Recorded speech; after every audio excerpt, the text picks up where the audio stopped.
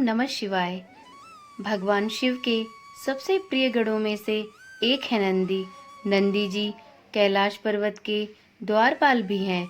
आप सभी ने देखा होगा कि शिव मंदिर में शिवलिंग के सामने कुछ दूरी पर नंदी जी विराजमान रहते हैं।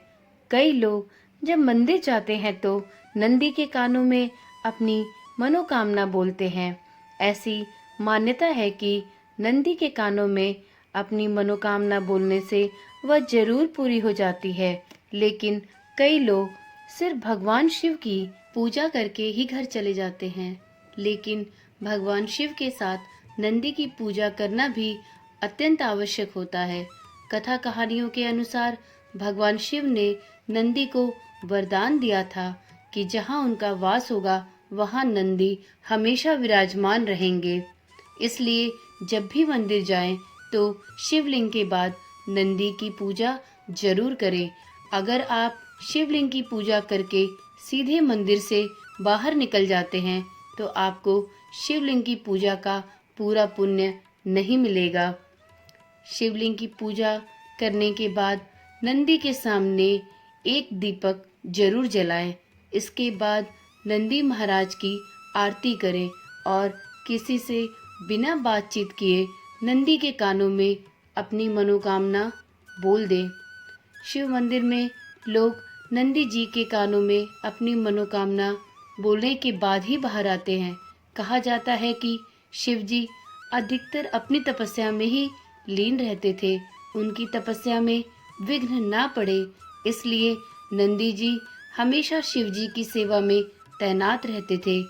जो भी भक्तगण शिव जी के दर्शन करने आते थे वो अपनी बात नंदी के कानों में बोलकर चले जाते थे।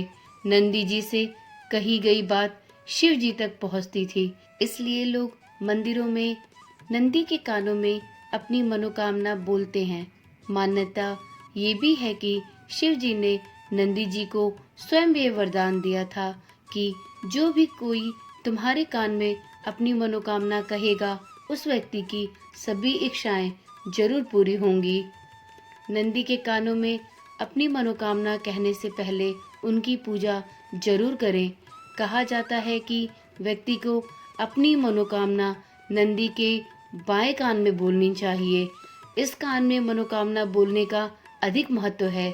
हालांकि लोग जानकारी न होने की वजह से नंदी के किसी भी कान में अपनी मनोकामना बोल देते हैं। जब आप अपनी मनोकामना बोलने जाएं तो कोशिश करें कि आप नंदी के बाएं कान में ही अपनी मनोकामना बोलें, तब वो शीघ्र ही पूर्ण होगी।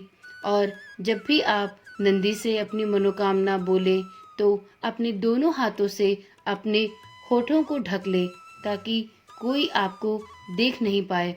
नंदी के कानों में किसी की बुराई या किसी का बुरा करने की बात कभी ना कहें। जब आप अपनी मनोकामना नंदी जी को बोल दे तो उनके सामने कुछ भेंट भी अर्पित करें। आप नंदी जी को फल, प्रसाद या कुछ धन भी अर्पित कर सकते हैं।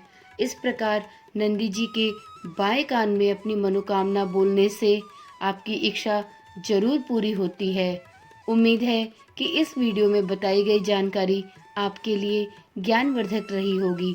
अगर आपको यह जानकारी अच्छी लगी हो तो कृपया करके इस चैनल को सब्सक्राइब करें, जिससे कि इसी प्रकार की ज्ञानवर्धक वीडियो आपको लगातार मिलती रहे। और कमेंट में ओम नमः शिवाय लिखना ना भूलें। धन्यवाद।